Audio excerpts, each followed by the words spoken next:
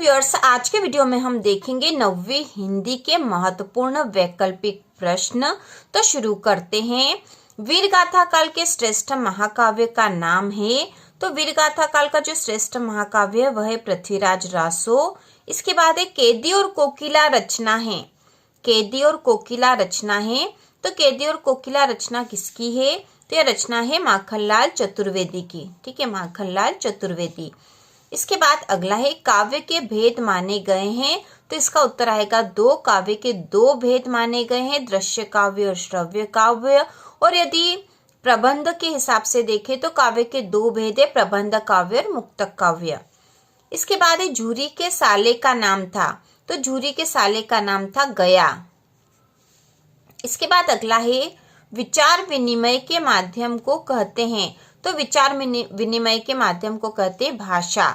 अगला प्रश्न है फणीश्वरनाथ रेणु के प्रसिद्ध आंचलिक उपन्यास का नाम है।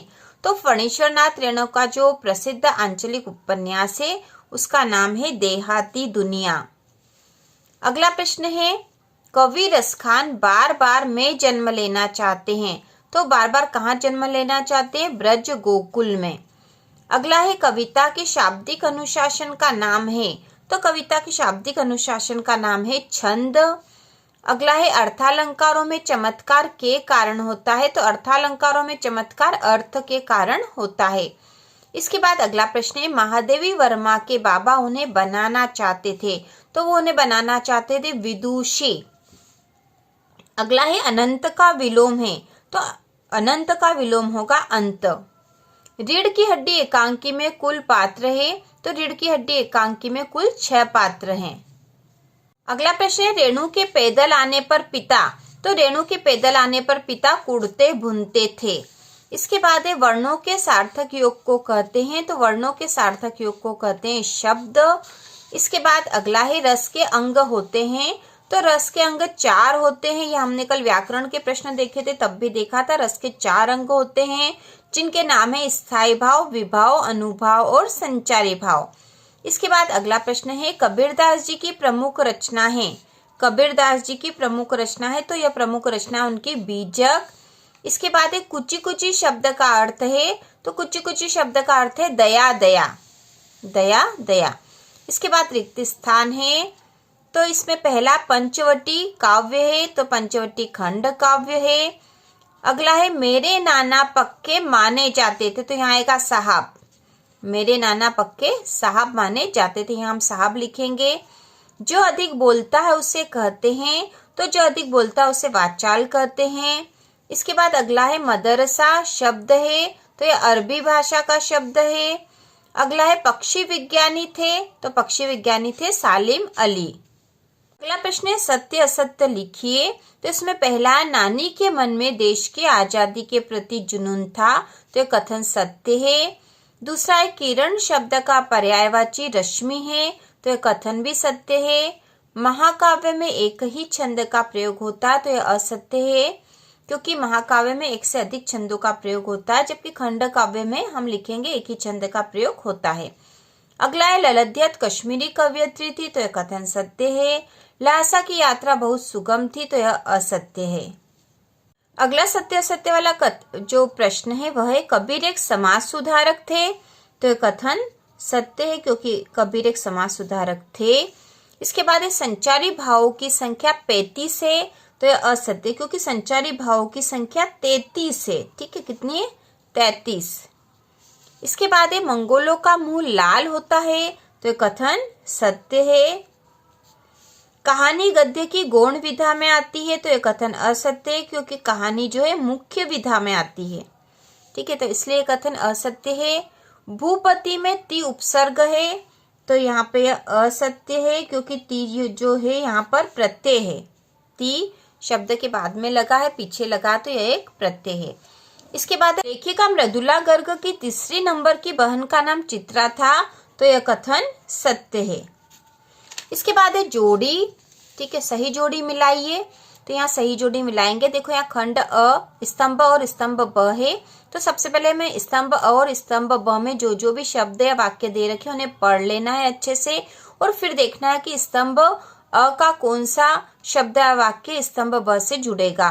तो स्तंभ अ में है ललध्यत, सवैया, आग का तत्सम, हरिशंकर परसाई, इंद्र का पर्यायवाची और बागलकोट।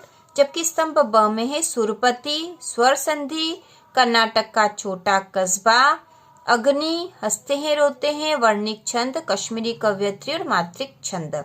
तो अब हम जोड़ देते हैं। ललध्यत जो है कश्मीरी कवयित्री, हमें पता है। इसके बाद सवैया है, सवैया एक वार्णिक छंद है, तो इसको वार्णिक छंद से जोड़ देंगे। आग का तत्सम, तो आग का तत्सम है अग्नि। हरिशंकर परसाई, तो हरिशंकर परसाई की रचना है हंसते हैं रोते हैं। इंद्र का पर्यायवाची, इंद्र का पर्यायवाची सुरपति। और बागलकोट जो है कर्नाटक का छोटा कस्बा है। इसके बाद जो अगला प्रश्न है वह है निम्नलिखित प्रश्नों के उत्तर एक एक वाक्य में लिखिए। तो इसमें पहला, गांव में शहरी मेहमान दामाद की तरह सज धज कर कौन आया? तो हमें पता है कौन आया था, मेघ आए, मेघ आए थे, सज धज कर मेघ आए थे। इसके बाद है प्रबंध काव्य के भेदों के नाम लिखे। तो प्रबंध काव्य के 3 भेद है, 3 है, महाकाव्य, ठीक है, महाकाव्य, खंड काव्य और आख्यानक गीति। और हम लिखेंगे आख्यानक गीति, ठीक है, आख्यानक गीति। तो इस प्रकार से हम प्रबंध काव्य के 3 भेद लिख देंगे। इसके बाद है श्यामाचरण दुबे ने किस विश्वविद्यालय से पीएचडी की उपाधि प्राप्त की थी? तो उन्होंने नागपुर विश्वविद्यालय से पीएचडी की उपाधि प्राप्त की थी, नागपुर विश्वविद्यालय से। इसके बाद है रचना के आधार पर वाक्य के कितने भेद होते हैं? तो इसका उत्तर आएगा 3। रचना के आधार पर वाक्य के 3 भेद होते हैं, सरल वाक्य, संयुक्त वाक्य और मिश्र वाक्य। इसके बाद है लेखिका मृदुला गर्ग की परदादी ने मंदिर में जाकर क्या मन्नत मांगी थी? तो इसका उत्तर आएगा कि उन्होंने मन्नत मांगी थी कि उनकी पतोहू का पहला बच्चा बेटी हो, ठीक है। मृदुला गर्ग की परदादी ने मंदिर में जाकर मन्नत मांगी थी कि उनकी पतोहू का पहला बच्चा बेटी हो। इसके बाद है इस जल प्रलय में पाठ में बाढ़ के पानी को क्या कहा गया है? तो बाढ़ के पानी को कहा गया है मृत्यु का तरल दूत, मृत्यु का तरल दूत, मृत्यु का तरल दूत कहा गया है। तो इस प्रकार से ये सारे जो है एक एक शब्द वाले प्रश्न भी हमने देख लिए हैं, एक एक शब्द वाले, एक वाक्य वाले। इसके बाद प्रश्न जो है इनको हम समझ लेंगे। पद्य साहित्य के इतिहास को कितने कालों में बांटा गया है? तो पद्य साहित्य का जो इतिहास है उसे 4 कालों में बांटा गया है। पहला है आदिकाल, दूसरा है भक्ति काल, तीसरा है रीतिकाल और चौथा है आधुनिक काल। इसके बाद नई कविता के कोई 2 कवियों के नाम और उनके एक एक रचना के नाम लिखिए। तो यह प्रश्न हम पहले जो हमने महत्वपूर्ण प्रश्न करे उसमें हमने कर लिए थे।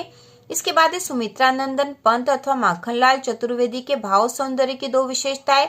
तो भाव सौंदर्य की विशेषताएं पूछी, मतलब हमें इसमें इनका भाव पक्ष और कला पक्ष यहाँ लिखना है। और लेखक और कवि परिचय वाला जो वीडियो अभी आया था कल ही, उसमें इसका यह जो माखनलाल चतुर्वेदी जी है इनका हमने जीवन परिचय बता रखा है। इसके बाद कवि पंत ने गांव को मरकट डिब्बे सा खुला क्यों कहा है? यह प्रश्न भी हमने महत्वपूर्ण प्रश्न में कर लिया था। इसके बाद कवि किस शासन की तुलना तम के प्रभाव से की गई है और क्यों? यह भी कर लिया था हमने। लता ने बादल रूपी मेहमान को किस तरह देखा और क्यों? ये सारे जो क्वेश्चन है हम पहले ही कर चुके हैं 2-2 नंबर के प्रश्नों के साथ ही।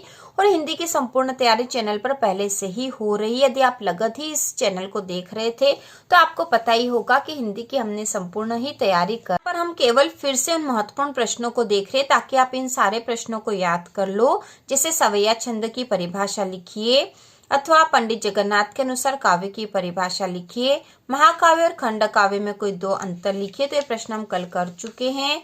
गद्य की प्रमुख विधाओं के नाम लिखिए, ठीक है। तो गद्य की प्रमुख विधा है कहानी, नाटक, एकांकी, उपन्यास, निबंध।